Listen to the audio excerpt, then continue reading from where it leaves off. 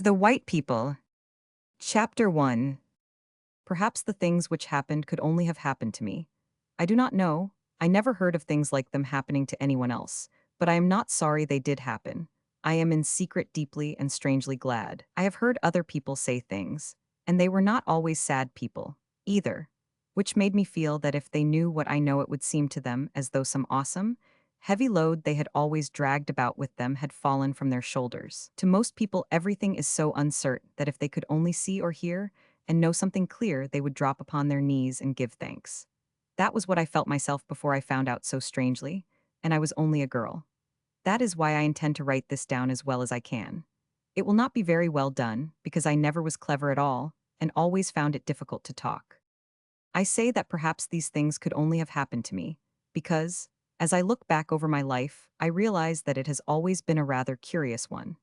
Even when those who took care of me did not know I was thinking at all, I had begun to wonder if I were not different from other children. That was, of course, largely because Muircarry Castle was in such a wild and remote part of Scotland that, when my few relations felt they must pay me a visit as a mere matter of duty, their journey from London, or their pleasant places in the south of England, seemed to them like a pilgrimage to a sort of savage land, and when a conscientious one brought a child to play with me, the little civilized creature was as frightened of me as I was of it. My shyness and fear of its strangeness made us both dumb. No doubt I seemed like a new breed of inoffensive little barbarian, knowing no tongue but its own. A certain clannish etiquette made it seem necessary that a relation should pay me a visit sometimes, because I was in a way important. The huge, frowning feudal castle standing upon its battlemented rock was mine. I was a great heiress, and I was, so to speak, the chieftainess of the clan. But I was a plain, undersized little child, and had no attraction for anyone but Jean Braidfute, a distant cousin who took care of me, and Angus Macier, who took care of the library, and who was a distant relative also.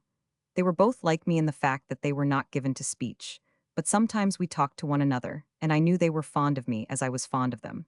They were really all I had. When I was a little girl, I did not, of course, understand that I was an important person, and I could not have realized the significance of being an heiress. I had always lived in the castle, and was used to its hugeness, of which I only knew corners. Until I was 7 years old, I think, I imagined all but very poor people lived in castles, and were saluted by everyone they passed. It seemed probable that all little girls had a piper who strode up and down the terrace, and played on the bagpipes when guests were served in the dining hall.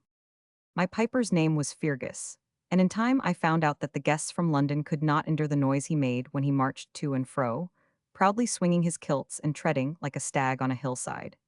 It was an insult to tell him to stop playing, because it was his religion to believe that the Muircarry must be piped proudly too, and his ancestors had been pipers to the head of the clan for 5 generations. It was his duty to march round the dining hall and play while the guests feasted, but I was obliged in the end to make him believe that he could be heard better from the terrace, because when he was outside, his music was not spoiled by the sound of talking.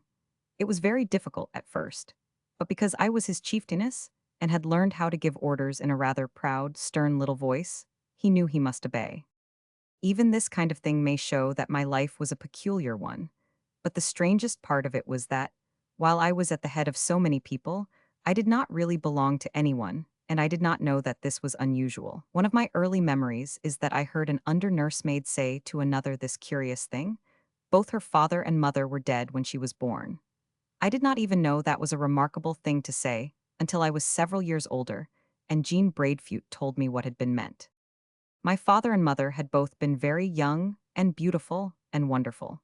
It was said that my father was the handsomest chieftain in Scotland, and that his wife was as beautiful as he was. They came to Muircarry as soon as they were married and lived a splendid year there together. Sometimes they were quite alone, and spent their days fishing or riding or wandering on the moor together, or reading by the fire in the library, the ancient books Angus Macier found for them. The library was a marvelous place, and Macier knew every volume in it. They used to sit and read like children among fairy stories, and then they would persuade Macier to tell them the ancient tales he knew, of the days when Agricola forced his way in among the men of the woods, who would die any savage death rather than be conquered. Macier was a sort of heirloom himself, and he knew and believed them all. I don't know how it was that I myself seemed to see my young father and mother so clearly, and to know how radiant and wildly in love they were. Surely Jean Braidfute had not words to tell me, but I knew. So I understood, in a way of my own, what happened to my mother one brilliant late October afternoon when my father was brought home dead, followed by the guests who had gone out shooting with him. His foot had caught in a tuft of heather, and his gun in going off had killed him. One moment he had been the handsomest young chieftain in Scotland, and when he was brought home, they could not have let my mother see his face. But she never asked to see it. She was on the terrace which juts over the rock the castle is built on, and which looks out over the purple world of climbing moor.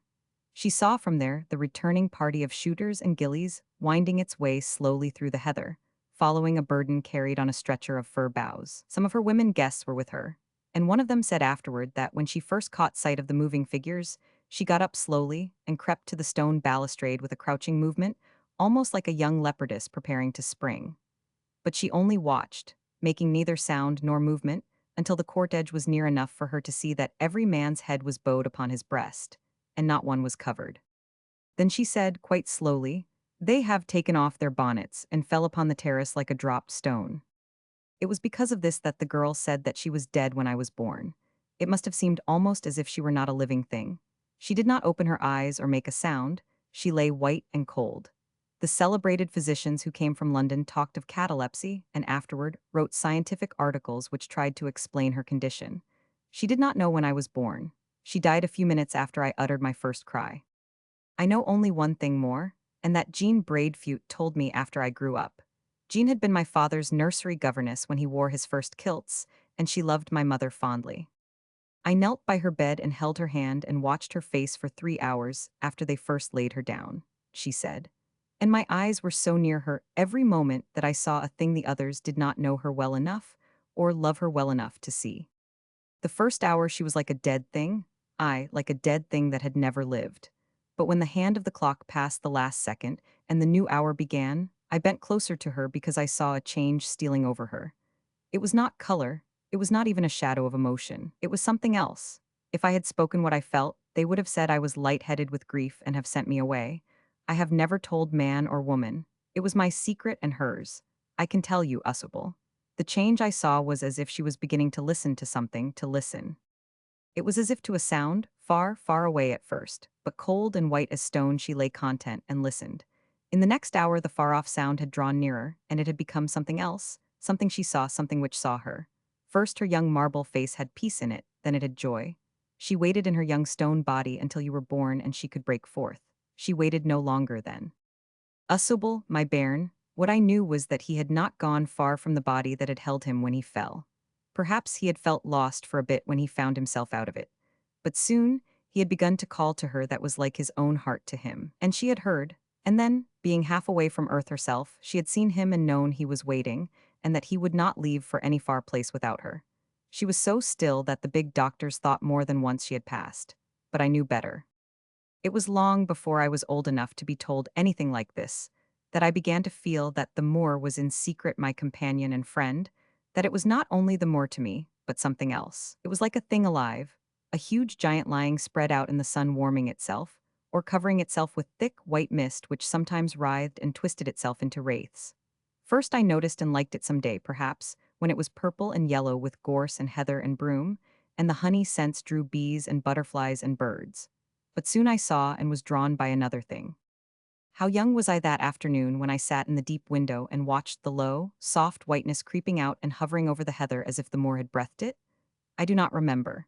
It was such a low little mist at first, and it crept until its creeping grew into something heavier and whiter, and it began to hide the heather and the gorse and broom, and then the low young fir trees. It mounted, and sometimes a breath of wind twisted it into weird shapes, almost like human creatures. It opened and closed again, and then it dragged and crept and grew thicker. And as I pressed my face against the window pane, it mounted still higher and got hold of the moor and hid it, hanging heavy and white and waiting. That was what came into my child mind, that it had done what the moor had told it to do, had hidden things which wanted to be hidden, and then it waited. Strangers say that Muircarry Moor is the most beautiful and the most desolate place in the world, but it never seemed desolate to me. From my first memory of it, I had a vague, half-comforted feeling that there was some strange life on it one could not exactly see, but was always conscious of. I know now why I felt this, but I did not know then. If I had been older when I first began to see what I did see there, I should no doubt have read things in books which would have given rise in my mind to doubts and wonders. But I was only a little child who had lived a life quite apart from the rest of the world. I was too silent by nature to talk and ask questions, even if I had had others to talk to. I had only Jean and Angus, and, as I found out years later, they knew what I did not, and would have put me off with adroit explanations if I had been curious. But I was not curious. I accepted everything as it came and went. Chapter 2. I only 6 when wee brown Elspeth was brought to me. Jean and Angus were as fond of each other in their silent way as they were of me, and they often went together with me when I was taken out for my walks. I was kept in the open air a great deal, and Angus would walk by the side of my small, shaggy Shetland pony and lead him over rough or steep places. Sheltie, the pony, was meant for use when we wished to fare farther than a child could walk, but I was trained to sturdy marching and climbing even from my babyhood. Because I so loved the moor, we nearly always rambled there. Often we set out early in the morning, and some simple food was carried, so that we need not return to the castle until we chose. I would ride Sheltie and walk by turns until we found a place I liked. Then Jean and Angus would sit down among the heather, Sheltie would be secured, and I would wander about and play in my own way. I do not think it was in a strange way. I think I must have played as almost any lonely little girl might have played. I used to find a corner among the bushes and pretend it was my house, and that I had little friends who came to play with me. I only remember one thing which was not like the ordinary playing of children. It was a habit I had of sitting quite still a long time and listening. That was what I called it, listening. I was listening to hear if the life on the moor made any sound I could understand. I felt as if it might, if I were very still and listened long enough. Angus and Jean and I were not afraid of rain and mist and change of weather. If we had been, we could have had little outdoor life. We always carried plaids enough to keep us warm and dry. So on this day I speak of, we did not turn back when we found ourselves in the midst of a sudden mist. We sat down in a sheltered place and waited, knowing it would lift in time. The sun had been shining when we set out.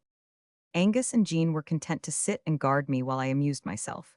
They knew I would keep near them and run into no danger. I was not an adventurous child. I was, in fact, in a more than usually quiet mood that morning.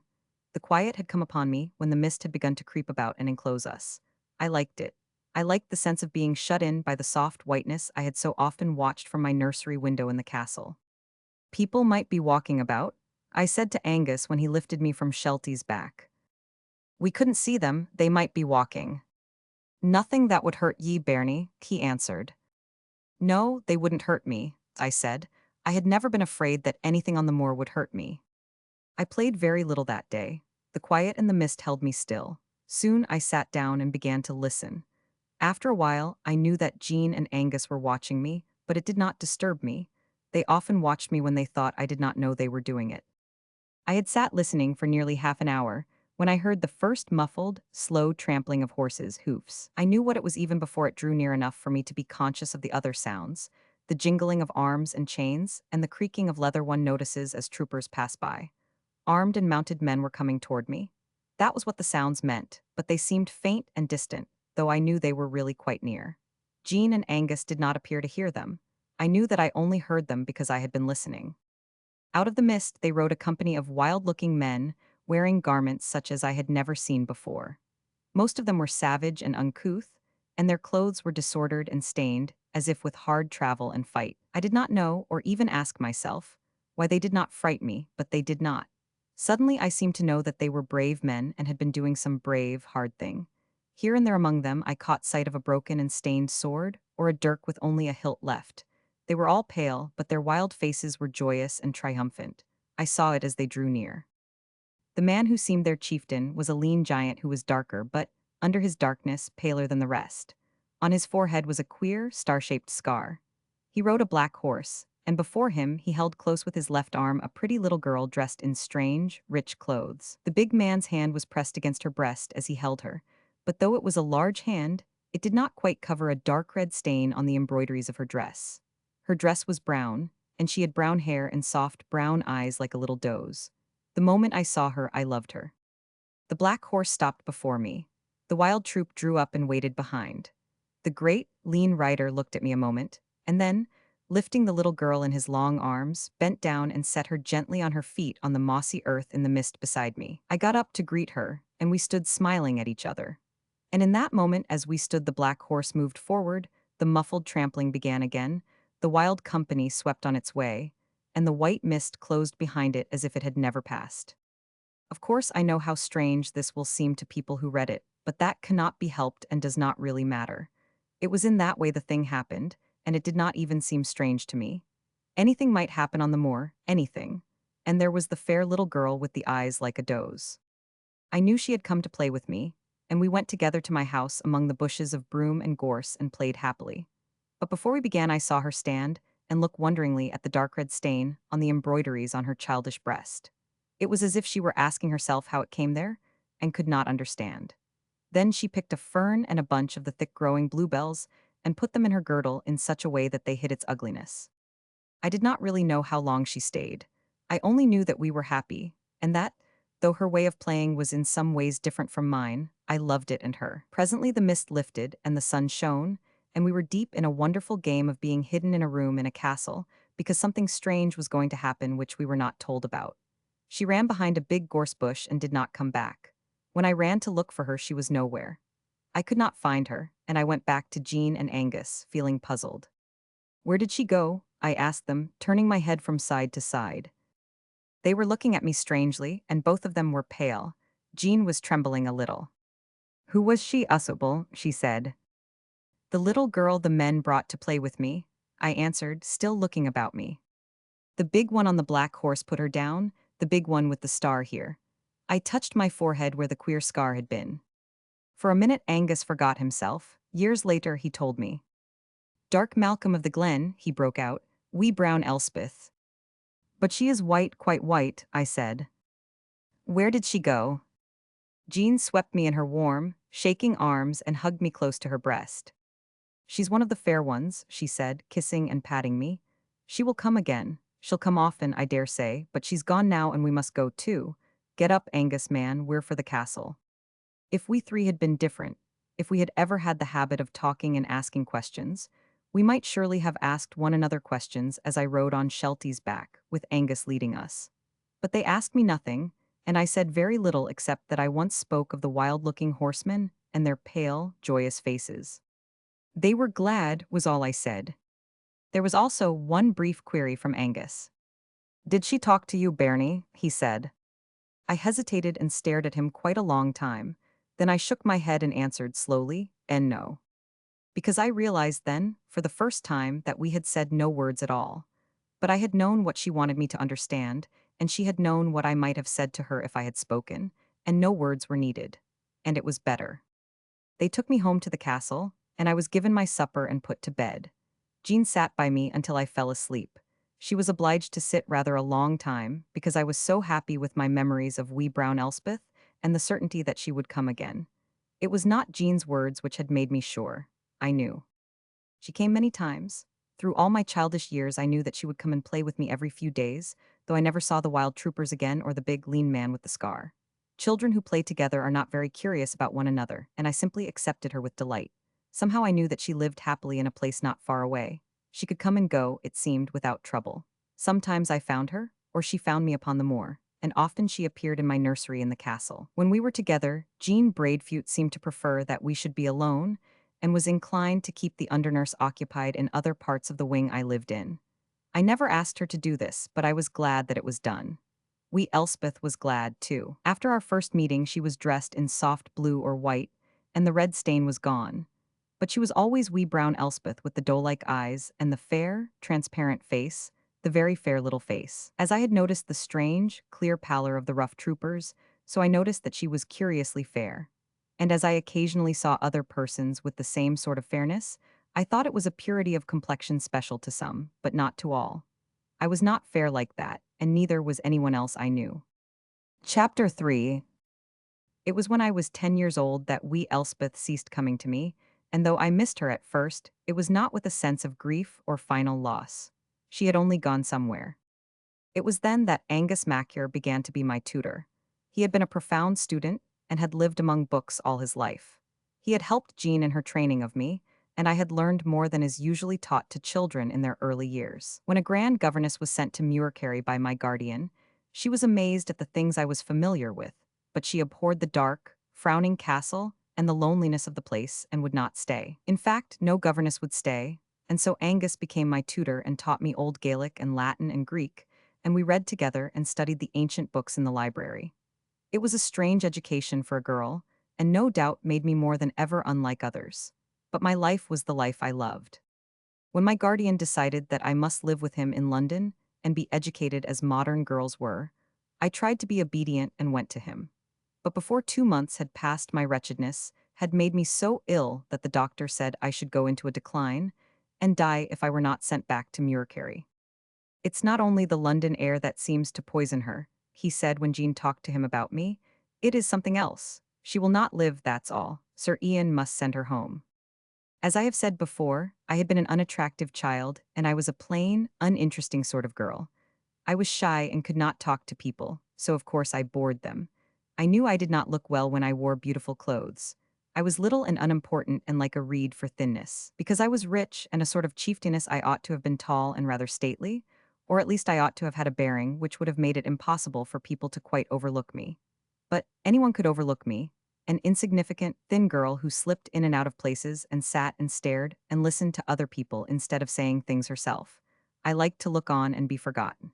It interested me to watch people if they did not notice me. Of course, my relatives did not really like me. How could they? They were busy in their big world and did not know what to do with a girl who ought to have been important and was not. I am sure that in secret they were relieved when I was sent back to Muircarry. After that, the life I loved went on quietly. I studied with Angus and made the book-walled library my own room. I walked and rode on the moor, and I knew the people who lived in the cottages and farms on the estate. I think they liked me, but I am not sure because I was too shy to seem very friendly. I was more at home with Fergus, the piper, and with some of the gardeners than I was with anyone else. I think I was lonely without knowing, but I was never unhappy. Jean and Angus were my nearest and dearest. Jean was of good blood and a staunch gentlewoman, quite sufficiently educated to be my companion as she had been my early governess. It was Jean who told Angus that I was giving myself too entirely to the study of ancient books and the history of centuries gone by. She is living today, and she must not pass through this life without gathering anything from it. This life, she put it, as if I had passed through others before and might pass through others again. That was always her way of speaking, and she seemed quite unconscious of any unusualness in it. You are a wise woman, Jean, Angus said, looking long at her grave face. A wise woman. He wrote to the London bookshops for the best modern books, and I began to read them. I felt at first as if they plunged me into a world I did not understand, and many of them I could not endure. But I persevered and studied them as I had studied the old ones, and in time I began to feel as if perhaps they were true. My chief weariness with them came from the way they had of referring to the things I was so intimate with as though they were only the unauthenticated history of a life so long past by that it could no longer matter to anyone. So often the greatest hours of great lives were treated as possible legends. I knew why men had died, or were killed, or had borne black horror. I knew because I had read old books and manuscripts, and had heard the stories which had come down through centuries by word of mouth, passed from father to son. But there was one man who did not write as if he believed the world had begun and would end with him. He knew he was only one, and part of all the rest. The name I shall give him is Hector MacNairn. He was a Scotchman, but he had lived in many a land. The first time I read a book he had written, I caught my breath with joy, again and again. I knew I had found a friend, even though there was no likelihood that I should ever see his face. He was a great and famous writer, and all the world honored him, while I, hidden away in my castle on a rock on the edge of Muircarry, was so far from being interesting or clever that even in my grandest evening dress and tiara of jewels, I was as insignificant as a mouse. In fact, I always felt rather silly when I was obliged to wear my diamonds on state occasions, as custom sometimes demanded. Mr. MacNairn wrote essays and poems, and marvelous stories which were always real though they were called fiction. Wheresoever his story was placed, howsoever remote and unknown the scene, it was a real place, and the people who lived in it were real, as if he had some magic power to call up human things to breathe and live and set one's heart beating. I read everything he wrote. I read every word of his again and again. I always kept some book of his near enough to be able to touch it with my hand, and often I sat by the fire in the library holding one open on my lap for an hour or more, only because it meant a warm, close companionship. It seemed at those times as if he sat near me in the dim glow, and we understood each other's thoughts without using words, as we Brown Elspeth and I had understood. Only this was a deeper thing. I had felt near him in this way for several years, and every year he had grown more famous, when it happened that one June my guardian, Sir Ian, required me to go to London to see my lawyers and sign some important documents connected with the management of the estate. I was to go to his house to spend a week or more, attend a drawing room, and show myself at a few great parties in a proper manner, this being considered my duty toward my relatives. These, I believe, were secretly afraid that if I were never seen their world would condemn my guardian for neglect of his charge, or would decide that I was of unsound mind and intentionally kept hidden away at Muircarry. He was an honorable man, and his wife was a well-meaning woman. I did not wish to do them an injustice, so I paid them yearly visits and tried to behave as they wished, much as I disliked to be dressed in fine frocks and to wear diamonds on my little head and round my thin neck. It was an odd thing that this time I found I did not dread the visit to London as much as I usually did. For some unknown reason, I became conscious that I was not really reluctant to go. Usually the thought of the days before me made me restless and low-spirited. London always seemed so confused and crowded, and made me feel as if I were being pushed and jostled by a mob, always making a tiresome noise. But this time I felt as if I should somehow find a clear place to stand in, where I could look on and listen without being bewildered. It was a curious feeling. I could not help noticing and wondering about it. I knew afterward that it came to me because a change was drawing near. I wish so much that I could tell about it in a better way. But I have only my own way, which I am afraid seems very like a schoolgirl's. Jean Braidfute made the journey with me, as she always did, and it was like every other journey. Only one incident made it different, and when it occurred there seemed nothing unusual in it. It was only a bit of sad, everyday life which touched me. There is nothing new in seeing a poor woman in deep mourning. Jean and I had been alone in our railway carriage for a great part of the journey, but an hour or two before we reached London, a man got in and took a seat in a corner. The train had stopped at a place where there is a beautiful and well-known cemetery. People bring their friends from long distances to lay them there. When one passes the station, one nearly always sees sad faces and people in mourning on the platform. There was more than one group there that day, and the man who sat in the corner looked out at them with gentle eyes. He had fine, deep eyes and a handsome mouth. When the poor woman in mourning almost stumbled into the carriage, followed by her child, he put out his hand to help her and gave her his seat. She had stumbled because her eyes were dim with dreadful crying, and she could scarcely see. It made one's heart stand still to see the wild grief of her, and her unconsciousness of the world about her. The world did not matter. There was no world. I think there was nothing left anywhere but the grave she had just staggered blindly away from. I felt as if she had been lying sobbing and writhing and beating the new turf on it with her poor hands, and I somehow knew that it had been a child's grave she had been to visit and had felt she left to utter loneliness when she turned away. It was because I thought this that I wished she had not seemed so unconscious of and indifferent to the child who was with her and clung to her black dress as if it could not bear to let her go. This one was alive at least, even if she had lost the other one, and its little face was so wistful.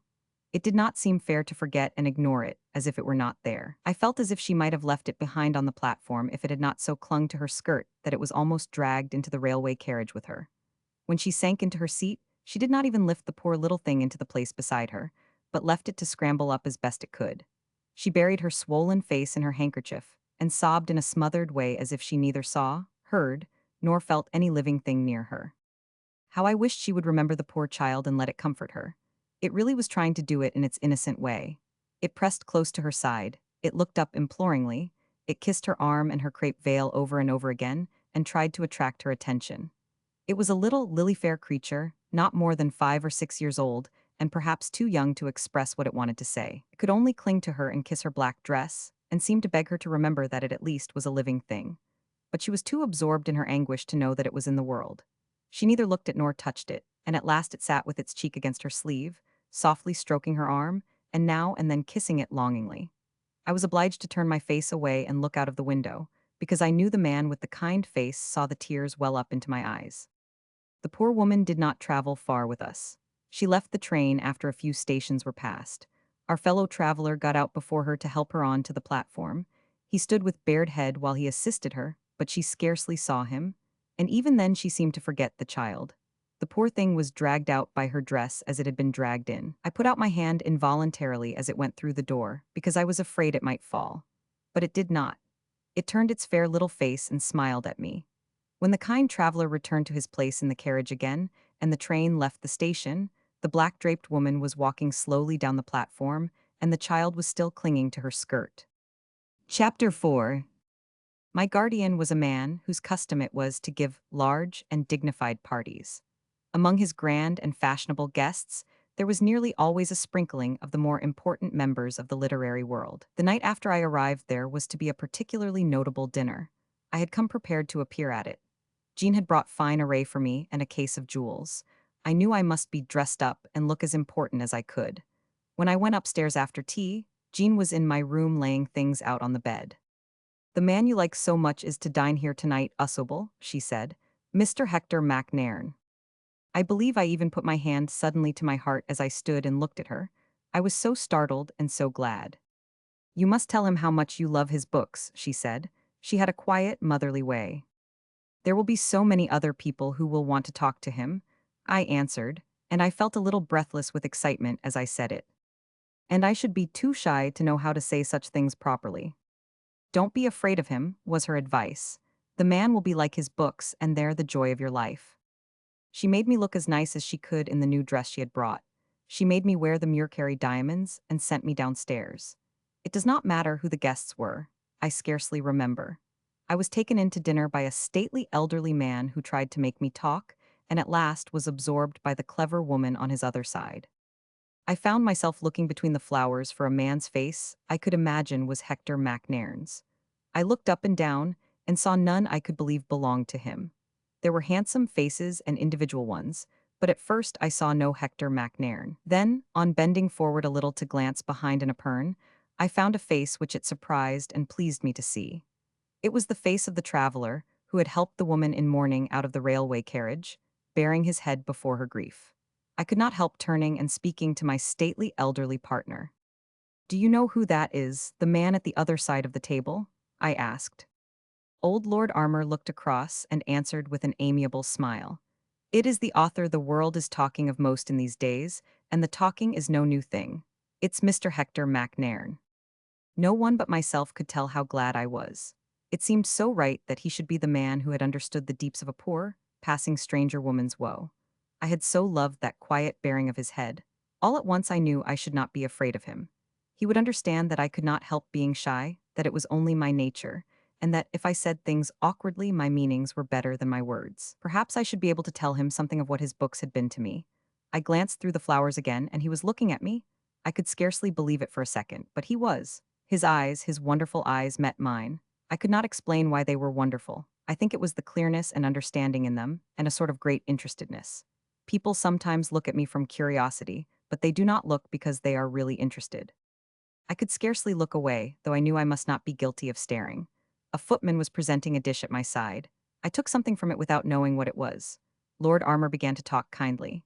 He was saying beautiful, admiring things of Mr. MacNairn and his work. I listened gratefully, and said a few words myself now and then. I was only too glad to be told of the great people and the small ones who were moved and uplifted by his thoughts. "You admire him very much, I can see," the amiable elderly voice said. I could not help turning and looking up. "It is as if a great, great genius were one's friend, as if he talked and one listened," I said. "He is like a splendid dream which has come true." Old Lord Armor looked at me quite thoughtfully, as if he saw something new in me. "That is a good way of putting it, Miss Muircherry," he answered. "MacNairn would like that. You must tell him about it yourself." I did not mean to glance through the flowers again, but I did it involuntarily. And I met the other eyes, the wonderful, interested ones, just as I had met them before. It almost seemed as if he had been watching me. It might be, I thought, because he only vaguely remembered seeing me before and was trying to recall where we had met. When my guardian brought his men guests to the drawing room after dinner, I was looking over some old prints at a quiet, small table. There were a few minutes of smiling talk, and then Sir Ian crossed the room toward me, bringing someone with him. It was Hector MacNairn he brought. "Mr. MacNairn tells me you traveled together this afternoon without knowing each other," he said. "He has heard something of Muircherry and would like to hear more Usobel. She lives like a little ghost all alone in her feudal castle, Mr. MacNairn. We can't persuade her to like London. I think he left us alone together, because he realized that we should get on better without a companion." Mr. MacNairn sat down near me and began to talk about Muircherry. There were very few places like it, and he knew about each one of them. He knew the kind of things Angus MacIur knew, the things most people had either never heard of or had only thought of as legends. He talked as he wrote, and I scarcely knew when he led me into talking also. Afterward, I realized that he had asked me questions I could not help answering because his eyes were drawing me on with that quiet, deep interest. It seemed as if he saw something in my face which made him curious. I think I saw this expression first when we began to speak of our meeting in the railway carriage, and I mentioned the poor little fair child my heart had ached so for. It was such a little thing, and it did so want to comfort her. Its white little clinging hands were so pathetic when they stroked and patted her, I said, and she did not even look at it. He did not start, but he hesitated in a way which almost produced the effect of a start. Long afterward, I remembered it. The child, he said, yes, but I was sitting on the other side, and I was so absorbed in the poor mother that I am afraid I scarcely saw it. Tell me about it. It was not 6 years old, poor mite, I answered. It was one of those very fair children one sees now and then. It was not like its mother. She was not one of the white people. The white people, he repeated quite slowly after me. You don't mean that she was not a Caucasian? Perhaps I don't understand. That made me feel a trifle shy again. Of course he could not know what I meant. How silly of me to take it for granted that he would. I beg pardon, I forgot. I even stammered a little. It is only my way of thinking of those fair people one sees, those very fair ones, you know? The ones whose fairness looks almost transparent. There are not many of them, of course, but one can't help noticing them when they pass in the street or come into a room. You must have noticed them, too. I always call them to myself, the white people, because they are different from the rest of us. The poor mother wasn't one, but the child was. Perhaps that was why I looked at it first. It was such a lovely little thing, and the whiteness made it look delicate, and I could not help thinking. I hesitated, because it seemed almost unkind to finish. You thought that if she had just lost one child, she ought to take more care of the other. He ended for me. There was a deep thoughtfulness in his look, as if he were watching me. I wondered why. I wish I had paid more attention to the little creature, he said very gently. Did it cry? No, I answered. It only clung to her and patted her black sleeve and kissed it, as if it wanted to comfort her. I kept expecting it to cry, but it didn't. It made me cry because it seemed so sure that it could comfort her, if she would only remember that it was alive and loved her. I wish death did not make people feel as if it filled all the world, as if, when it happens, there is no life left anywhere. The child who was alive by her side did not seem a living thing to her. It didn't matter.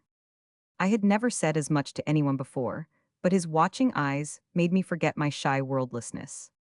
What do you feel about it, death? He asked. The low gentleness of his voice seemed something I had known always. I never saw it, I answered. I have never even seen anyone dangerously ill. It is as if I can't believe it. You can't believe it? That is a wonderful thing, he said, even more quietly than before. If none of us believed, how wonderful that would be. Beautiful, too. How that poor mother believed it, I said, remembering her swollen, distorted, sobbing face. She believed nothing else, everything else was gone. I wonder what would have happened if you had spoken to her about the child, he said slowly, as if he were trying to imagine it. I'm a very shy person. I should never have courage to speak to a stranger, I answered. I'm afraid I'm a coward, too. She might have thought me interfering. She might not have understood, he murmured. It was clinging to her dress when she walked away down the platform. I went on. I dare say you noticed it then. Not as you did, I wish I had noticed it more, was his answer. Poor little white one. That led us into our talk about the white people. He said he did not think he was exactly an observant person in some respects. Remembering his books, which seemed to me the work of a man who saw and understood everything in the world, I could not comprehend his thinking that, and I told him so. But he replied that what I had said about my white people made him feel that he must be abstracted sometimes and miss things. He did not remember having noticed the rare fairness I had seen. He smiled as he said it, because, of course, it was only a little thing, that he had not seen that some people were so much fairer than others. But it has not been a little thing to you, evidently. That is why I am even rather curious about it, he explained. It is a difference definite enough to make you speak almost as if they were of a different race from ours. I sat silent a few seconds, thinking it over. Suddenly, I realized what I had never realized before. Do you know, I said, as slowly as he himself had spoken, I did not know that was true until you put it into words. I am so used to thinking of them as different, somehow, that I suppose I do feel as if they were almost like another race, in a way. Perhaps one would feel like that with a native Indian or a Japanese. I dare say that is a good simile, he reflected. Are they different when you know them well? I have never known one but wee brown Elspeth, I answered, thinking it over. He did start then, in the strangest way. What? He exclaimed. What did you say? I was quite startled myself. Suddenly he looked pale and his breath caught itself. I said wee Elspeth, wee brown Elspeth. She was only a child who played with me, I stammered, when I was little. He pulled himself together almost instantly, though the color did not come back to his face at once, and his voice was not steady for a few seconds. But he laughed outright at himself. I beg your pardon, he apologized. I have been ill and am rather nervous. I thought you said something you could not possibly have said. I almost frightened you. And you were only speaking of a little playmate. Please go on.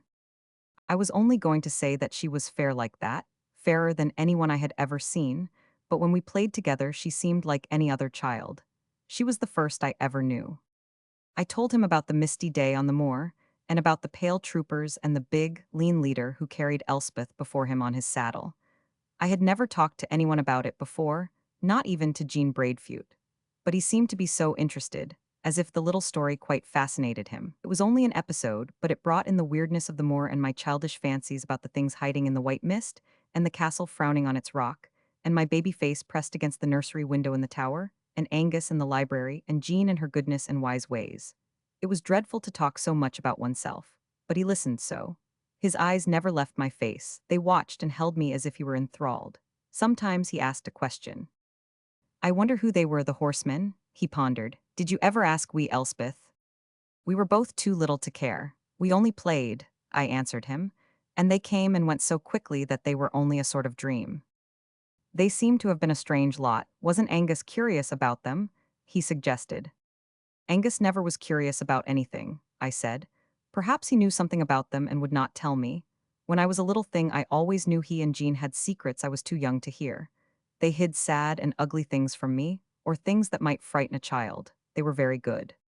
Yes, they were good, he said thoughtfully. I think anyone would have been pleased to find herself talking quietly to a great genius, as quietly as if he were quite an ordinary person. But to me, the experience was wonderful. I had thought about him so much and with such adoring reverence. And he looked at me as if he truly liked me, even as if I were something new, a sort of discovery which interested him. I dare say that he had never before seen a girl who had lived so much alone and in such a remote and wild place.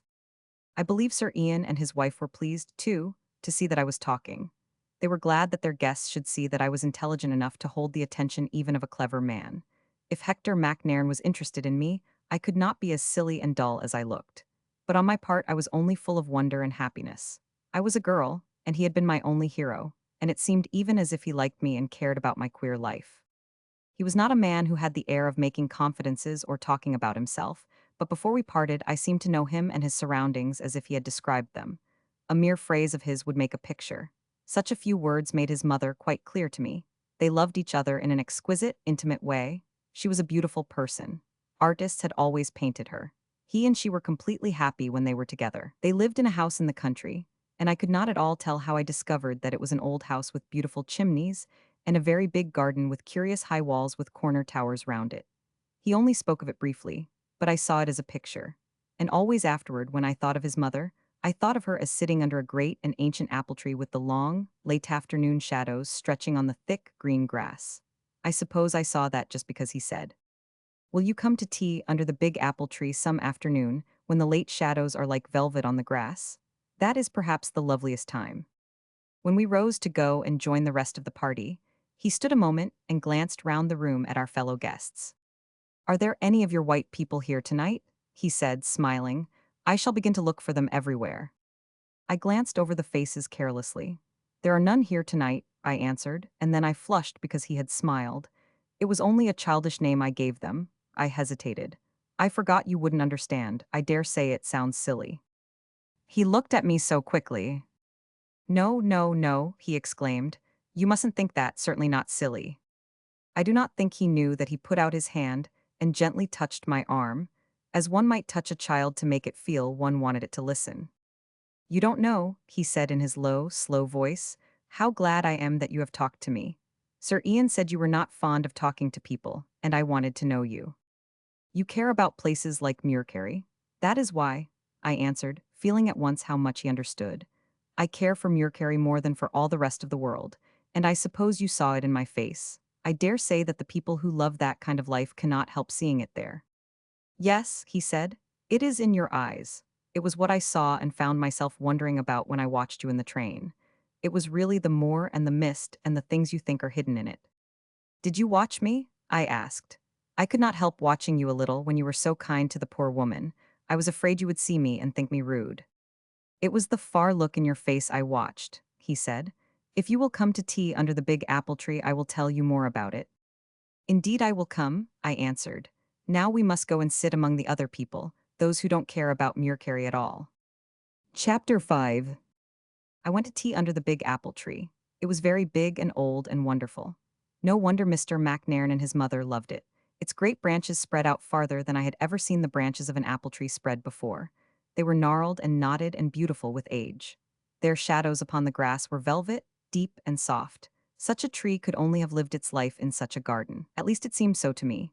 The high, dim-colored walls, with their curious, low corner towers and the leafage of the wall fruits spread against their brick, enclosed it embracingly, as if they were there to take care of it and its beauty. But the tree itself seemed to have grown there in all its dignified loveliness of shadow to take care of Mrs. MacNairn, who sat under it. I felt as if it loved and was proud of her. I have heard clever literary people speak of Mrs. MacNairn as a survival of type. Sometimes clever people bewilder me by the terms they use, but I thought I understood what they meant in her case. She was quite unlike the modern elderly woman, and yet she was not in the least old-fashioned or démodé. She was only exquisitely distinct. When she rose from her chair under the apple tree boughs and came forward to meet me that afternoon, the first things which struck me were her height and slenderness and her light step. Then I saw that her clear profile seemed cut out of ivory, and that her head was a beautiful shape and was beautifully set. Its every turn and movement was exquisite. The mere fact that both her long, ivory hands enfolded mine thrilled me. I wondered if it were possible that she could be unaware of her loveliness.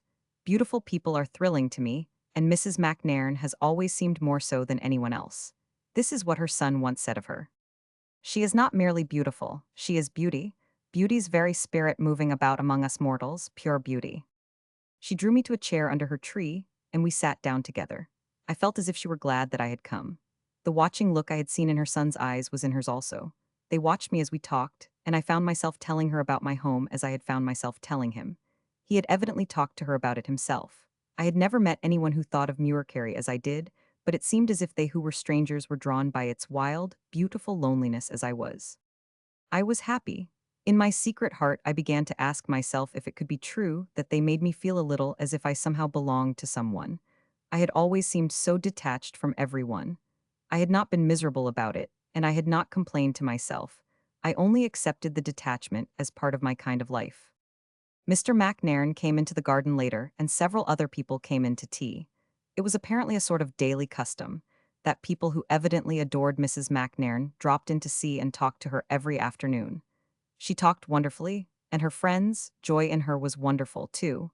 It evidently made people happy to be near her. All she said and did was like her light step, and the movements of her delicate, fine head, gracious and soft and arrestingly lovely. She did not let me drift away and sit in a corner looking on, as I usually did among strangers. She kept me near her, and in some subtle, gentle way made me a part of all that was happening. The talk, the charming circle under the spreading boughs of the apple tree, the charm of everything. Sometimes she would put out her exquisite, long-fingered hand and touch me very lightly, and each time she did it I felt as if she had given me new life. There was an interesting elderly man who came among the rest of the guests. I was interested in him even before she spoke to me of him. He had a handsome, aquiline face which looked very clever. His talk was brilliantly witty. When he spoke, people paused as if they could not bear to lose a phrase or even a word. But in the midst of the trills of laughter surrounding him, his eyes were unchangingly sad. His face laughed or smiled, but his eyes never. He is the greatest artist in England and the most brilliant man, Mrs. MacNairn said to me quietly. But he is the saddest, too. He had a lovely daughter who was killed instantly in his presence by a fall. They had been inseparable companions, and she was the delight of his life. That strange, fixed look has been in his eyes ever since. I know you have noticed it. We were walking about among the flower beds after tea, and Mr. MacNairn was showing me a cloud of blue larkspurs in a corner when I saw something which made me turn toward him rather quickly. There is one, I said. Do look at her. Now you see what I mean. The girl standing with her hand on Mr. Le Breton's arm. Mr. Le Breton was the brilliant man with the sad eyes. He was standing looking at a mass of white and purple iris at the other side of the garden. There were 2 or 3 people with him, but it seemed as if for a moment he had forgotten them, had forgotten where he was. I wondered suddenly if his daughter had been fond of irises. He was looking at them with such a tender, lost expression. The girl, who was a lovely, fair thing, was standing quite close to him with her hand in his arm, and she was smiling, too, such a smile. Mr. Le Breton, Mr. McNairn said in a rather startled tone, the girl with her hand in his arm. Yes, you see how fair she is, I answered. And she has that transparent look. It is so lovely, don't you think so? She is one of the white people. He stood very still, looking across the flowers at the group. There was a singular interest and intensity in his expression. He watched the pair silently for a whole minute, I think. Yees, he said slowly at last. I do see what you mean, and it is lovely. I don't seem to know her well. She must be a new friend of my mother, so she is one of the white people. She looks like a white iris herself, doesn't she? I said, now you know. Yes, now I know, he answered. I asked Mrs. McNairn later who the girl was, but she didn't seem to recognize my description of her. Mr. Le Breton had gone away by that time, and so had the girl herself. The tall, very fair one in the misty, pale gray dress, I said. She was near Mr. Le Breton when he was looking at the iris bed. You were cutting some roses only a few yards away from her. That very fair girl. Mrs. McNairn paused a moment and looked puzzled. Mildred Keith is fair, she reflected, but she was not there then. I don't recall seeing a girl. I was cutting some buds for Mrs. Anstruther. She paused again and turned toward her son, who was standing watching us. I saw their eyes meet in a rather arrested way. It was not Mildred Keith, he said. Miss Muircarry is inquiring because this girl was one of those she calls the white people. She was not anyone I had seen here before. There was a second's silence before Mrs. McNairn smilingly gave me one of her light, thrilling touches on my arm. Ah, I remember, she said. Hector told me about the white people. He rather fancied I might be one. I am afraid I rather stared at her as I slowly shook my head. You see, she was almost one, but not quite. I was so busy with my roses that I did not notice who was standing near Mr. Le Breton, she said. Perhaps it was Annabel Mere. She is a more transparent sort of girl than Mildred, and she is more blonde. And you don't know her, Hector? I dare say it was she. Chapter 6. I remained in London several weeks. I stayed because the McNairns were so good to me. I could not have told anyone how I loved Mrs. McNairn and how different everything seemed when I was with her. I was never shy when we were together. There seemed to be no such thing as shyness in the world. I was not shy with Mr. McNairn, either. After I had sat under the big apple tree boughs in the walled garden, a few times I realized that I had begun to belong to somebody. Those 2 marvelous people cared for me in that way. In a way that made me feel as if I were a real girl, not merely a queer little awkward ghost in a faraway castle, which nobody wanted to visit because it was so dull and desolate and far from London. They were so clever, and knew all the interesting things in the world, but their cleverness and experience never bewildered or overwhelmed me. You were born a wonderful little creature, and Angus Macier has filled your mind with strange, rich furnishings and marvelous color and form. Mrs. McNairn actually said to me one day when we were sitting together, and she was holding my hand and softly, slowly patting it. She had a way of doing that, and she had also a way of keeping me very near her whenever she could. She said once that she liked to touch me now, and then to make sure that I was quite real and would not melt away. I did not know then why she said it, but I understood afterward. Sometimes we sat under the apple tree until the long twilight deepened into shadow, which closed round us, and a nightingale that lived in the garden began to sing. We all 3 loved the nightingale, and felt as though it knew that we were listening to it. It is a wonderful thing to sit quite still listening to a bird singing in the dark, and to dare to feel that while it sings it knows how your soul adores it.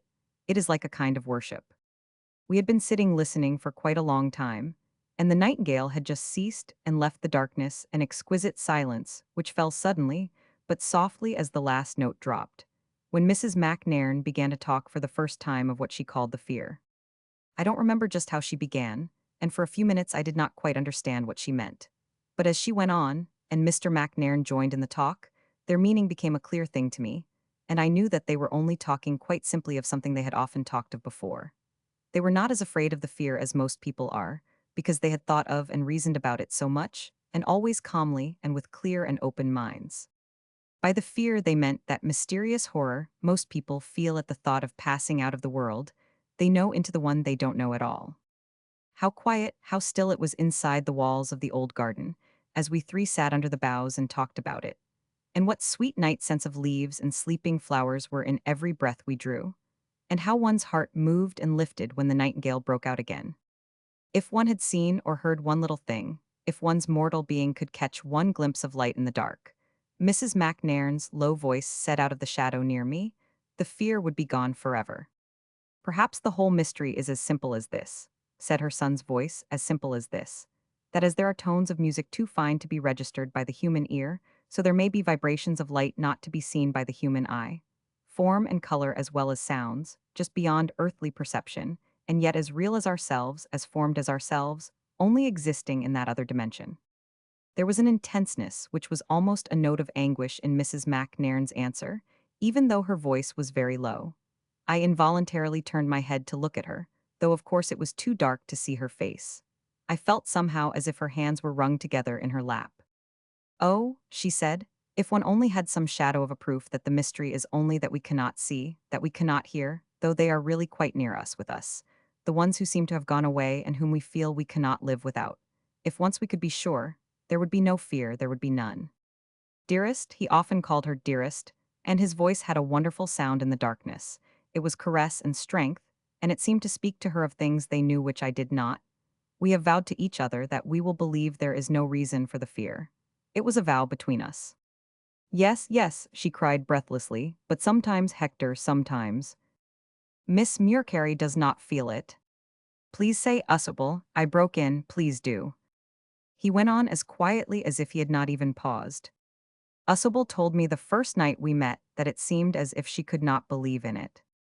It never seems real to me at all, I said. Perhaps that is because I can never forget what Jean told me about my mother lying still upon her bed and listening to someone calling her. I had told them Jean's story a few days before. I knew it was my father. Jean knew too. How did you know? Mrs. McNairn's voice was almost a whisper. I could not tell you that. I never asked myself how it was, but I knew. We both knew. Perhaps, I hesitated, it was because in the Highlands people often believe things like that. One hears so many stories all one's life that in the end they don't seem strange. I have always heard them. Those things you know about people who have the second sight, and about the seals who change themselves into men and come on shore and fall in love with girls and marry them.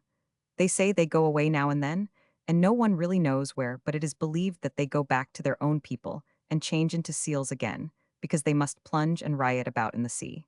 Sometimes they come home, but sometimes they do not. A beautiful young stranger, with soft, dark eyes, appeared once not far from Muircarry, and he married a boatman's daughter. He was very restless one night and got up and left her, and she never saw him again. But a few days later, a splendid dead seal covered with wounds was washed up near his cottage. The fishers say that his people had wanted to keep him from his land wife, and they had fought with him and killed him. His wife had a son with strange, velvet eyes like his father, and she couldn't keep him away from the water. When he was old enough to swim, he swam out one day, because he thought he saw some seals and wanted to get near them. He swam out too far, perhaps. He never came back, and the fishermen said his father's people had taken him. When one has heard stories like that all one's life, nothing seems very strange. Nothing really is strange, said Hector McNairn. Again and again, through all the ages, we have been told the secrets of the gods and the wonders of the law, and we have revered and echoed but never believed. When we believe and know all is simple, we shall not be afraid. You are not afraid, Usable. Tell my mother you are not. I turned my face toward her again in the darkness. I felt as if something was going on between them, which he somehow knew I could help them in. It was as though he were calling on something in my nature which I did not myself comprehend, but which his profound mind saw and knew was stronger than I was. Suddenly I felt as if I might trust to him and to it, and that, without being troubled or anxious, I would just say the first thing which came into my mind, because it would be put there for me by some power which could dictate to me. I never felt younger or less clever than I did at that moment. I was only Usable Muircarry, who knew almost nothing. But that did not seem to matter. It was such a simple, almost childish thing I told her. It was only about the dream. Chapter 7. The feeling you call the fear has never come to me, I said to her. And if it had, I think it would have melted away because of a dream I once had. I don't really believe it was a dream, but I call it one. I think I really went somewhere and came back. I often wonder why I came back. It was only a short dream, so simple that there is scarcely anything to tell, and perhaps it will not convey anything to you. But it has been part of my life, that time when I was out on the hillside. That is what I call the dream to myself, out on the hillside, as if it were a kind of unearthly poem. But it was. It was more real than anything I have ever felt. It was real, real. I wish that I could tell it so that you would know how real it was. I felt almost piteous in my longing to make her know. I knew she was afraid of something, and if I could make her know how real that one brief dream had been, she would not be afraid anymore. And I loved her so much. I was asleep one night at Muircarry. I went on, and suddenly, without any preparatory dreaming, I was standing out on a hillside in moonlight softer and more exquisite than I had ever seen or known before. Perhaps I was still in my nightgown, I don't know. My feet were bare on the grass, and I wore something light and white which did not seem to touch me. If it touched me, I did not feel it. My bare feet did not feel the grass, they only knew it was beneath them. It was a low hill I stood on, and I was only on the side of it. And in spite of the thrilling beauty of the moon, all but the part I stood on melted into soft, beautiful shadow, all below me and above me. But I did not turn to look at or ask myself about anything. You see, the difficulty is that there are no earthly words to tell it. All my being was ecstasy, pure, light ecstasy. Oh, what poor words, but I know no others. If I said that I was happy, happy, it would be nothing. I was happiness itself, I was pure rapture. I did not look at the beauty of the night, the sky, the marvelous melting shadow. I was part of it all, one with it. Nothing held me, nothing. The beauty of the night, the light, the air were what I was, and I was only thrilling ecstasy and wonder at the rapture of it. I stopped and covered my face with my hands, and tears wet my fingers. Oh, I cannot make it real. I was only there such a short, short time. Even if you had been with me, I could not have found words for it, even then. It was such a short time. I only stood and lifted my face and felt the joy of it, the pure marvel of joy. I only heard myself murmuring over and over again, "Oh, how beautiful, oh, how beautiful." And then a marvel of new joy swept through me. I said, very softly and very slowly, as if my voice were trailing away into silence, "Oh, I can lie down here on the grass and sleep all through the night under this moonlight. I can sleep, sleep." I began to sink softly down, with the heavenliest feeling of relaxation and repose, as if there existed only the soul of beautiful rest. I sank so softly, and just as my cheek almost touched the grass, the dream was over. "Oh," cried Mrs. McNairn, "did you awaken?" "No, I came back. In my sleep, I suddenly found myself creeping into my bed again as if I had been away somewhere. I was wondering why I was there, how I had left the hillside when I had left it. That part was a dream, but the other was not. I was allowed to go somewhere outside and come back." I caught at her hand in the dark. "The words are all wrong," I said. "It is because we have no words to describe that. But have I made you feel it at all? Oh, Mrs. McNairn, have I been able to make you know that it was not a dream?" She lifted my hand and pressed it passionately against her cheek, and her cheek, too, was wet, wet. "No, it was not a dream," she said. "You came back. Thank God you came back, just to tell us that those who do not come back stand awakened in that ecstasy, in that ecstasy. And the fear is nothing. It is only the dream. The awakening is out on the hillside, out on the hillside. Listen." She started as she said it. "Listen, the nightingale is beginning again." He sent forth in the dark a fountain, a rising, aspiring fountain of golden notes which seemed to reach heaven itself. The night was made radiant by them. He flung them upward like a shower of stars into the sky. We sat and listened, almost holding our breath. "Oh, the nightingale, the nightingale." "He knows," Hector McNairn's low voice said, "that it was not a dream."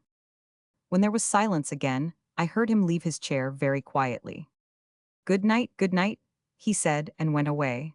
I felt somehow that he had left us together for a purpose, but, oh, I did not even remotely dream what the purpose was. But soon she told me, almost in a whisper. "We love you very much, Usable," she said. "You know that." "I love you both with all my heart," I answered. "Indeed, I love you. We two have been more to each other than mere mother and son. We have been sufficient for each other."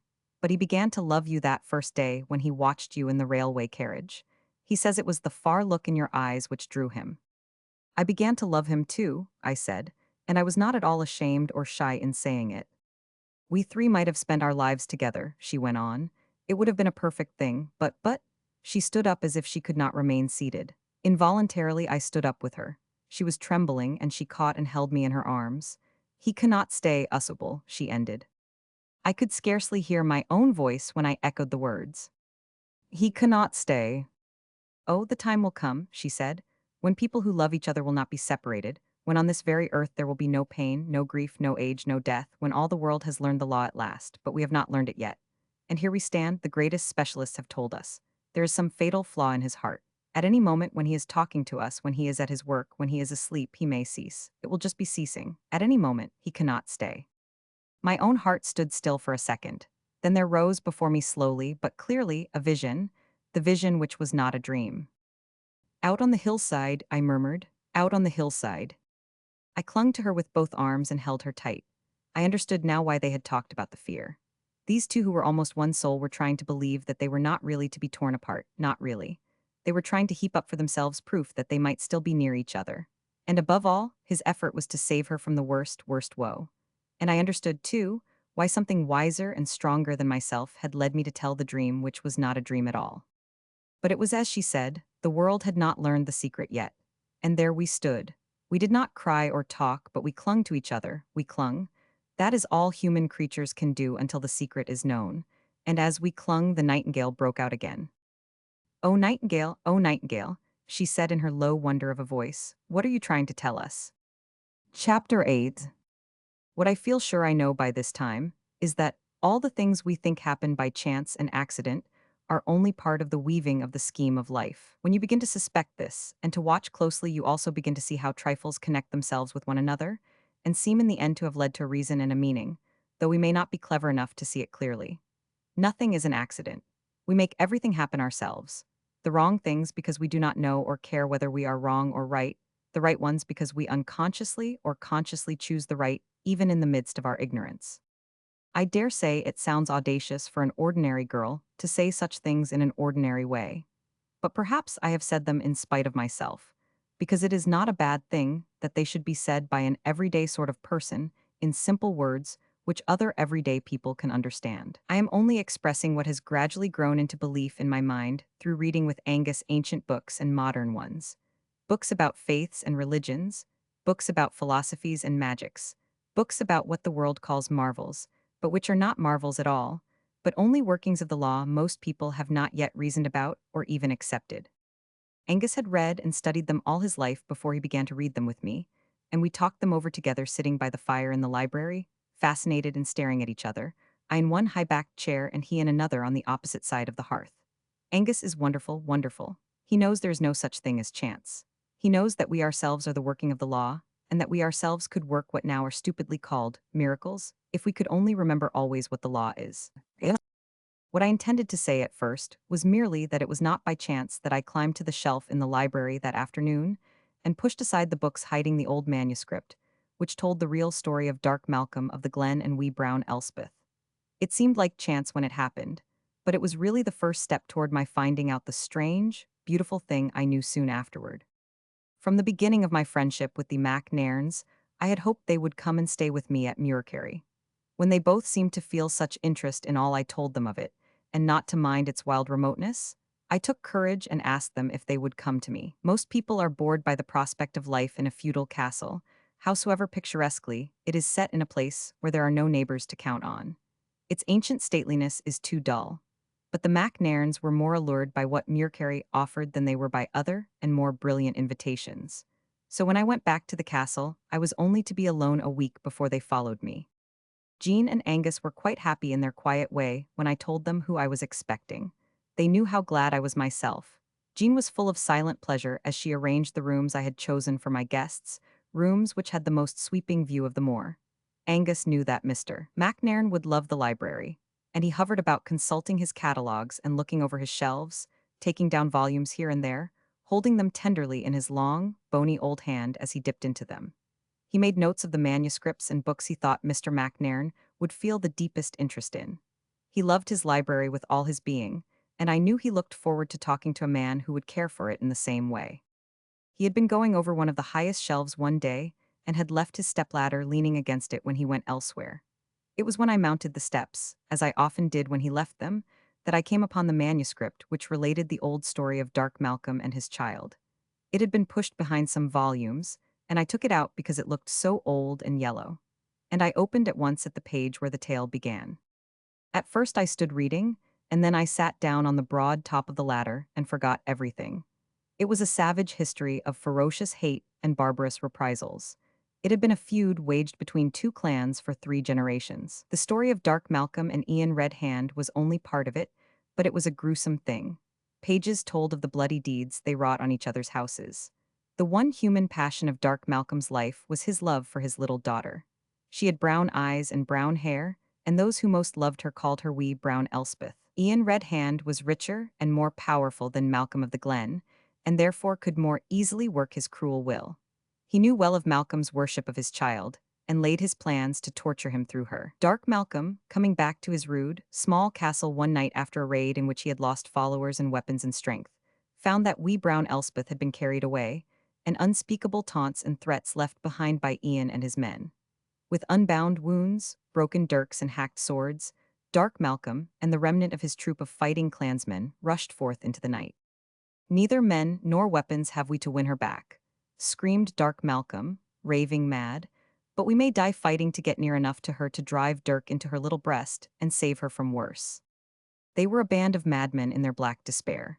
How they tore through the black night, what unguarded weak spot they found in Ian's castle walls, how they fought their way through it, leaving their dead bodies in the path, none really ever knew. By what strange chance Dark Malcolm came upon wee brown Elspeth, craftily set to playing hide-and-seek with a child of Ian, so that she might not cry out and betray her presence. How, already wounded to his death, he caught at and drove his dirk into her child heart, the story only offers guesses at. But kill and save her he did, falling dead with her body held against his breast, her brown hair streaming over it. Not one living man went back to the small, rude castle on the glen, not one. I sat and read until the room grew dark. When I stopped, I found that Angus Macier was standing in the dimness at the foot of the ladder. He looked up at me and I down at him. For a few moments we were both quite still. "It is the tale of Ian Red Hand and Dark Malcolm you are reading?" he said at last. "And wee brown Elspeth who was fought for and killed," I added slowly. Angus nodded his head with a sad face. "It was the only way for a father," he said. "A hound of hell was Ian. Such men were savage beasts in those days, not human." I touched the manuscript with my hand questioningly. "Did this fall at the back there by accident?" I asked. "Or did you hide it?" "I did," he answered. "It was no tale for a young thing to read. I have hidden many from you. You were always poking about in corners, usable." Then I sat and thought over past memories for a while, and the shadows in the room deepened. "Why," I said laggingly after the silence, "why did I call the child who used to play with me, wee brown Elspeth?" "It was your own fancy," was his reply. "I used to wonder myself, but I made up my mind that you had heard some of the maids talking, and the name had caught your ear. That would be a child's way." I put my forehead in my hands and thought again. So many years had passed. I had been little more than a baby. The whole thing seemed like a half-forgotten dream when I tried to recall it, but I seemed to dimly remember strange things. "Who were the wild men who brought her to me first, that day on the moor?" I said. "I do remember they had pale, savage, exultant faces, and torn, stained clothes, and broken dirks and swords, but they were glad of something. Who were they?" "I did not see them, the mist was too thick," he answered. "They were some wild hunters, perhaps." "It gives me such a strange feeling to try to remember, Angus," I said, lifting my forehead from my hands. "Don't try," he said. "Give me the manuscript and get down from the stepladder.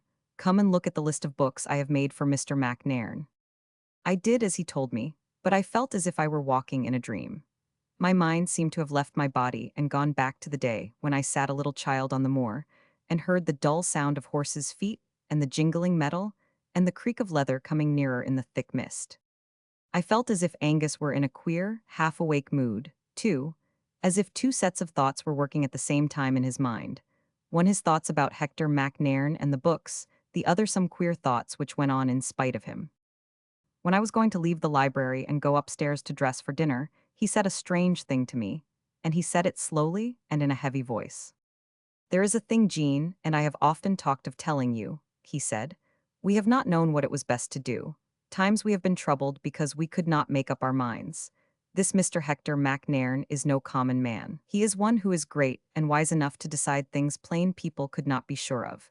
Jean and I are glad indeed that he and his mother are coming. Jean can talk to her and I can talk to him, being a man body. They will tell us whether we have been right or wrong and what we must do.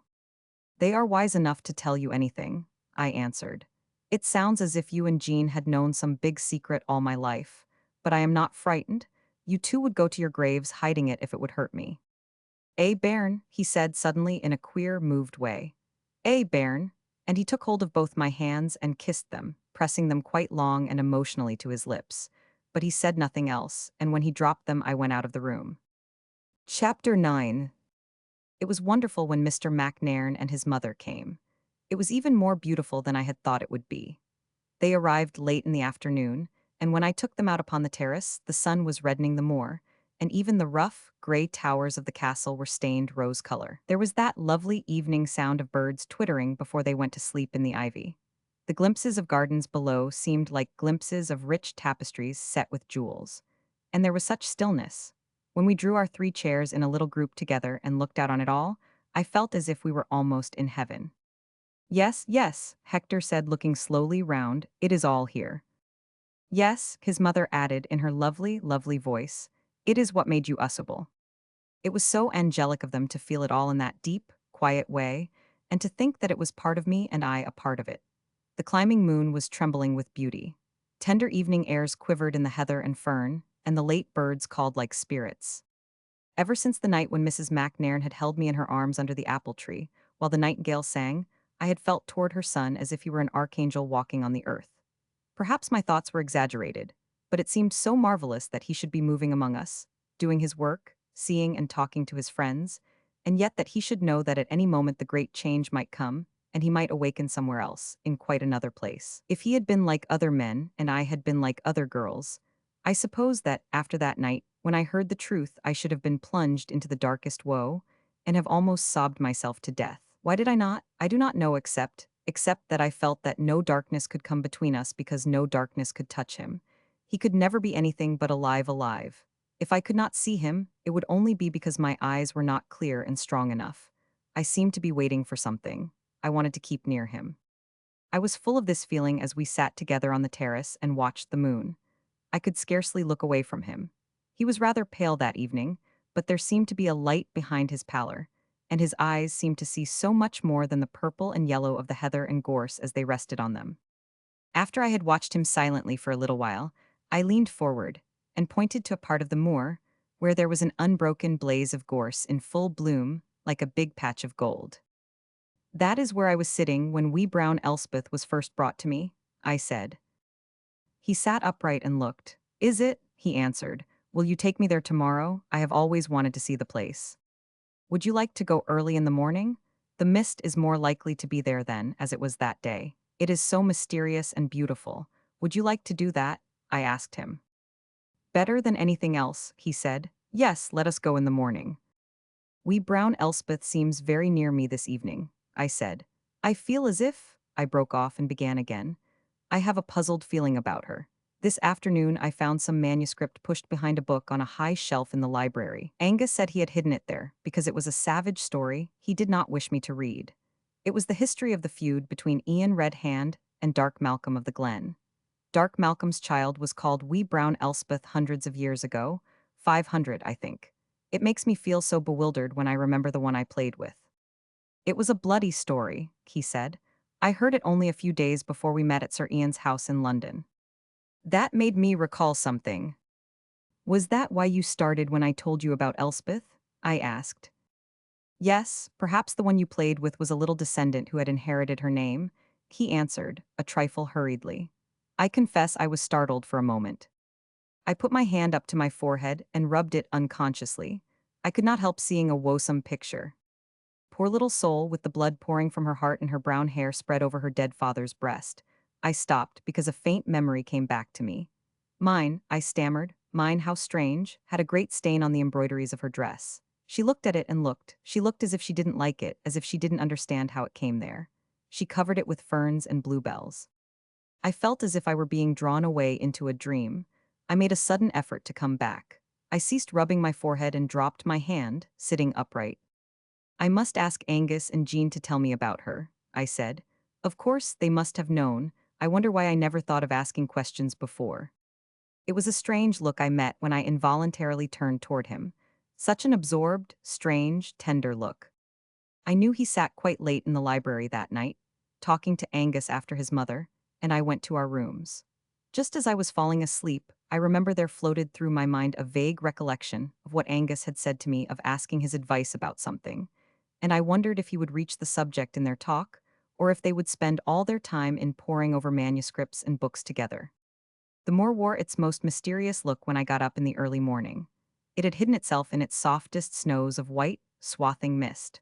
Only here and there dark fir trees showed themselves above it, and now and then the whiteness thinned or broke and drifted. It was as I had wanted him to see it, just as I had wanted to walk through it with him. We had met in the hall as we had planned, and, wrapped in our plaids because the early morning air was cold, we tramped away together. No one but myself could ever realize what it was like. I had never known that there could be such a feeling of companionship in the world. It would not have been necessary for us to talk at all if we had felt silent. We should have been saying things to each other without words. But we did talk as we walked, in quiet voices which seemed made quieter by the mist, and of quiet things which such voices seemed to belong to. We crossed the park to a stile in a hedge where a path led at once onto the moor. Part of the park itself had once been moorland, and was dark with slender firs and thick grown with heather and broom. On the moor the mist grew thicker, and if I had not so well known the path we might have lost ourselves in it. Also I knew by heart certain little streams that rushed and made guiding sounds, which were sometimes loud whispers and sometimes singing babbles. The damp, sweet scent of fern and heather was in our nostrils. As we climbed, we breathed its freshness. There is a sort of unearthly loveliness in it all, Hector MacNairn said to me. His voice was rather like his mother's. It always seemed to say so much more than his words. We might be ghosts, I answered. We might be some of those the mist hides because they like to be hidden. You would not be afraid if you met one of them, he said. No, I think I am sure of that. I should feel that it was only like myself, and, if I could hear, might tell me things I want to know. What do you want to know? He asked me very low. You. Only what everybody wants to know, that it is really awakening free, ready for wonderful new things, finding oneself in the midst of wonders. I don't mean angels with harps and crowns, but beauty such as we see now, only seeing it without burdens of fears before and behind us.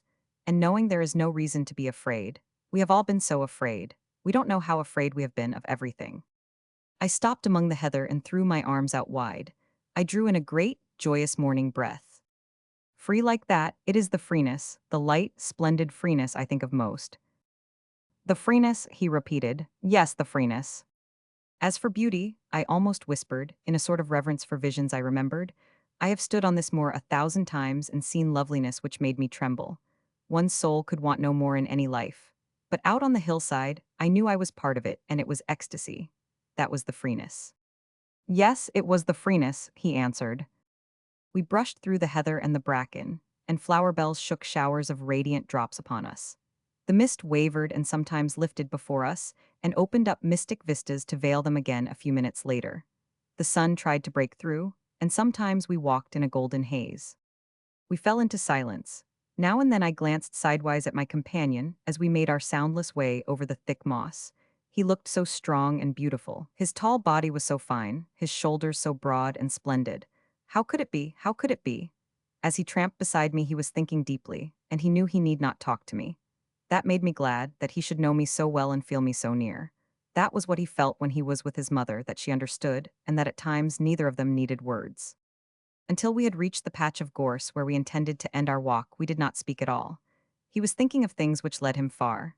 I knew that, though I did not know what they were.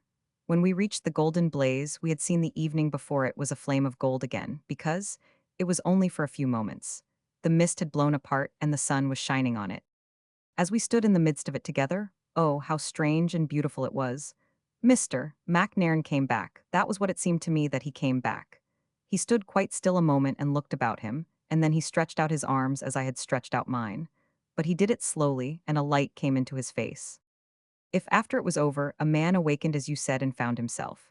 The self he knew, but light, free, splendid, remembering all the ages of dark, unknowing dread, of horror of some black, aimless plunge, and suddenly seeing all the childish uselessness of it, how he would stand and smile. How he would stand and smile. Never had I understood anything more clearly than I understood then. Yes, yes, that would be it. Remembering all the waste of fear, how he would stand and smile. He was smiling himself, the golden gorse about him already losing its flame in the light returning mistraiths closing again over it, when I heard a sound far away and high up the moor. It sounded like the playing of a piper. He did not seem to notice it. "We shall be shut in again," he said. "How mysterious it is, this opening and closing. I like it more than anything else. Let us sit down, Usobel." He spread the plaid we had brought to sit on, and laid on it the little strapped basket Jean had made ready for us. He shook the mist drops from our own plaids, and as I was about to sit down, I stopped a moment to listen. "That is a tune I never heard on the pipes before," I said. "What is a piper doing out on the moor so early?" He listened also. "It must be far away, I don't hear it," he said. "Perhaps it is a bird whistling." "It is far away," I answered, "but it is not a bird, it's the pipes and playing such a strange tune. There, it has stopped."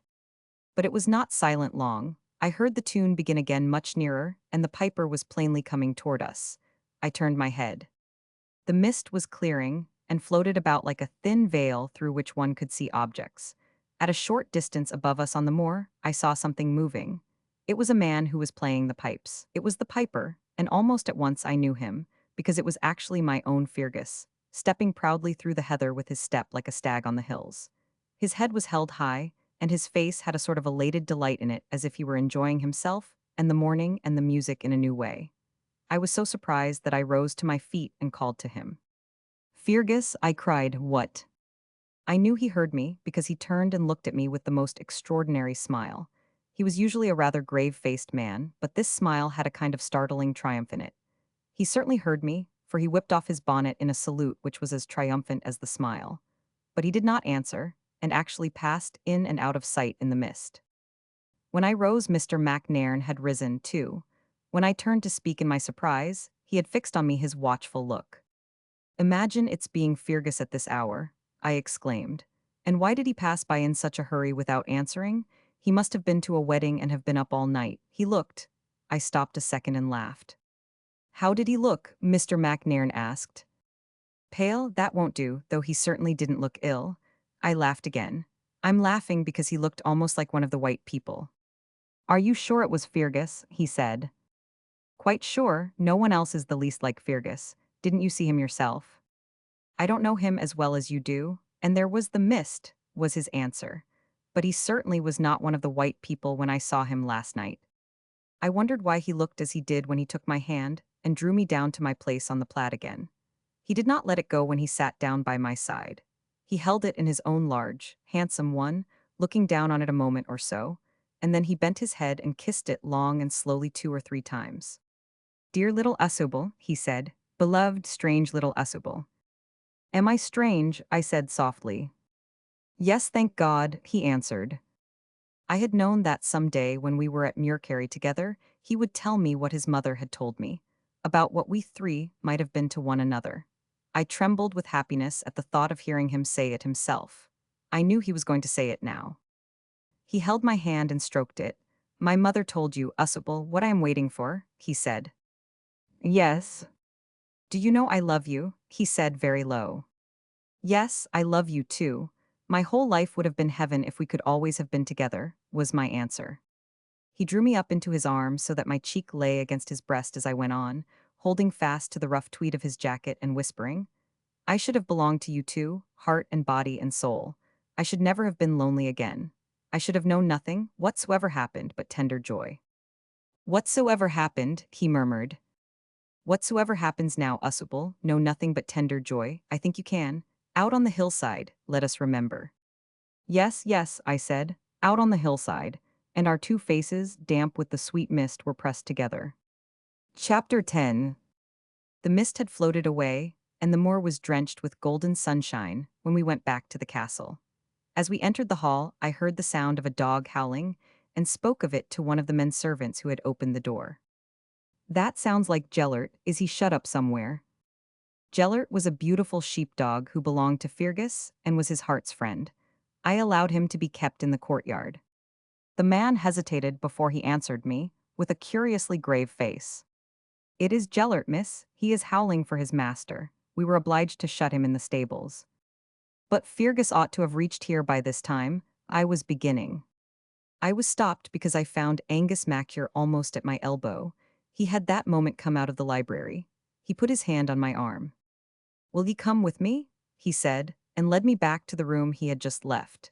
He kept his hand on my arm when we all stood together inside, Hector and I looking at him in wondering question.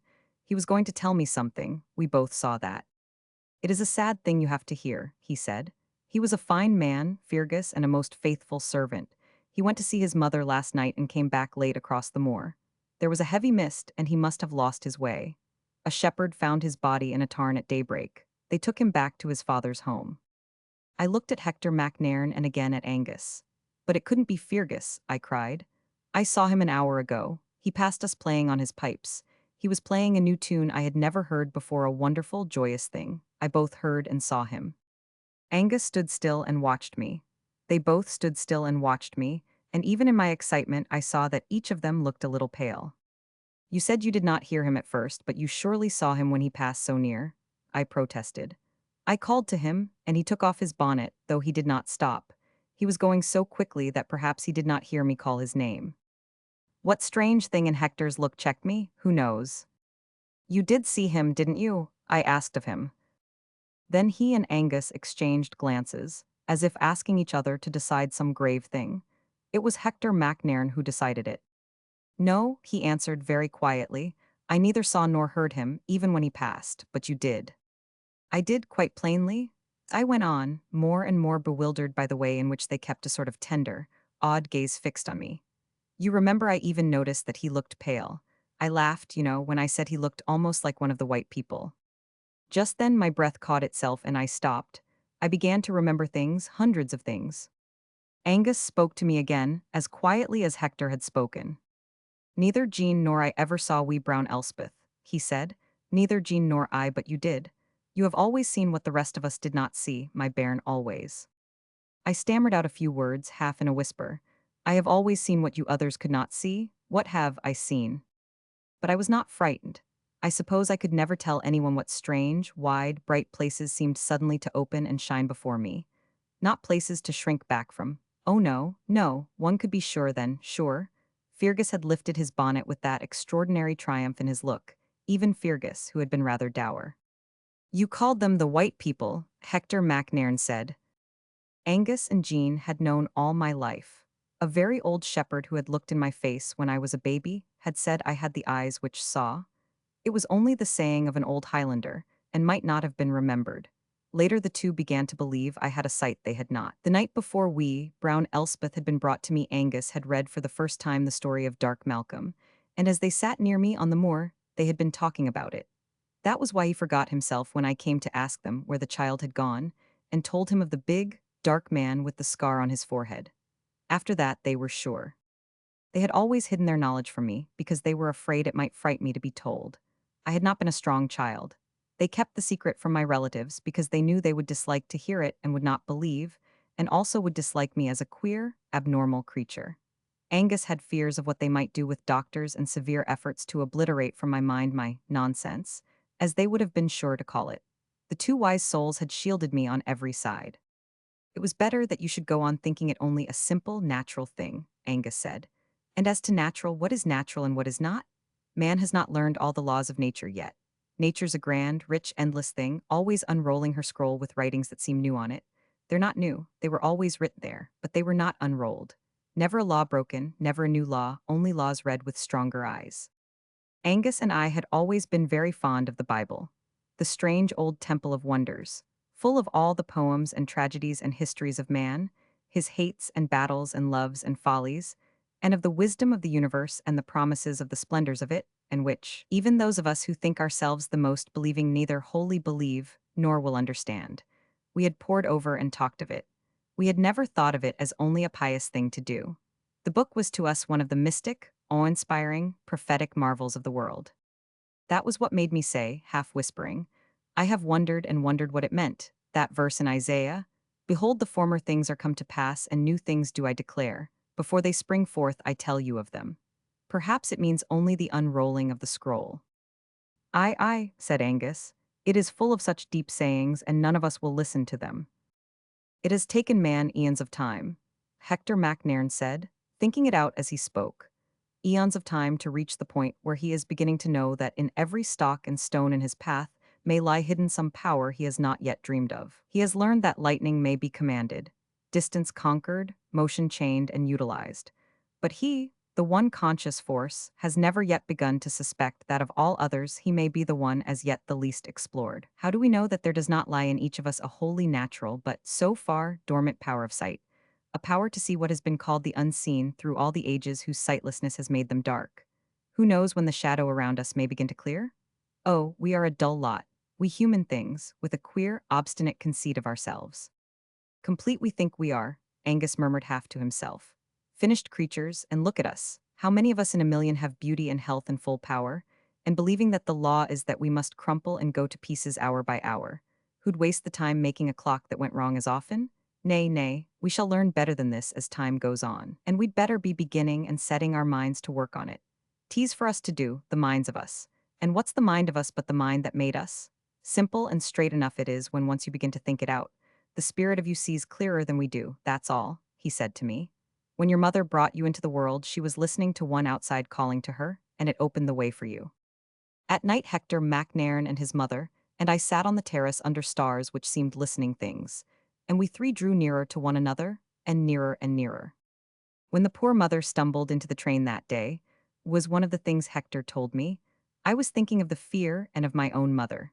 You looked so slight and small as you sat in your corner that I thought at first you were almost a child. Then a far look in your eyes made me begin to watch you.